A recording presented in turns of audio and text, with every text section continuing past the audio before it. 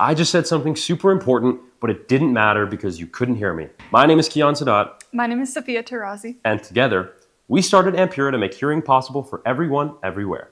We all probably know someone with hearing loss. For Kian and me, it's our grandparents. They had access to audiologists and got great hearing aids, but not everyone is that lucky. Meet Priya. She was born with hearing loss, but growing up in rural India, she only has two options. A premium hearing aid that's personalized but costs thousands of dollars and requires traveling to a specialist, or a cheap one that isn't personalized and could even damage her hearing further. So what does Priya do? Nothing. She most likely will receive no treatment. Ampira was built for that gap. We offer personalized hearing care at a price Priya's family can actually afford. And she's not the only one. Over 1.5 billion people around the world experience hearing loss, growing to 2.5 billion by 2050. This costs the global economy over $1 trillion every year. The burden falls hardest on low and middle income countries where there are very few audiologists and hearing aids are prohibitively expensive. This is not a technology problem, it's a delivery problem. The current system cannot scale to reach these communities. The Ampira system can. We offer what no other solution offers, a fully closed loop system. It starts with the hearing aid, a device designed for simplicity, durability, and use in low resource settings.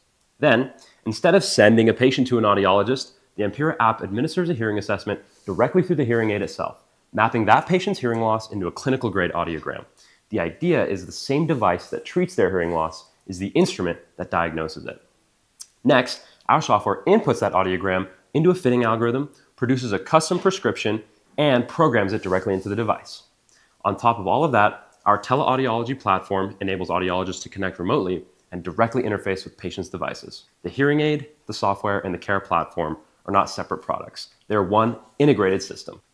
Our go-to-market roadmap spans 5 phases. Today, we're in the foundation phase, where we're focused on building hardware and software prototypes, collaborating with clinical audiologists, and securing our intellectual property with a patent currently in progress. From there, we'll move into clinical validation with an IRB-approved study at the University of Arizona, generating the fitting accuracy and outcomes data that we need for regulatory submission. By 2027, we plan to file for FDA 510(k) clearance in the US and CDSCO Class B approval in India, leveraging established predicate devices to streamline both pathways. With clearances in hand, we will launch commercially in 2028, manufacturing at scale through OEM partners and distributing through established medical device networks and NGO partners.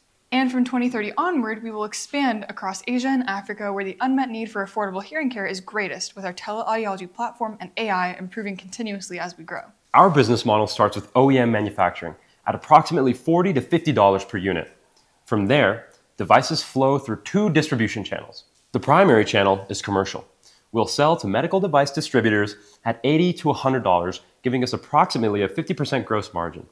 Those distributors then sell to both private ENT clinics and audiology practices, as well as public hospitals. In both cases, patients receive the device directly from their audiologist or at the point of care. The second channel is mission-driven.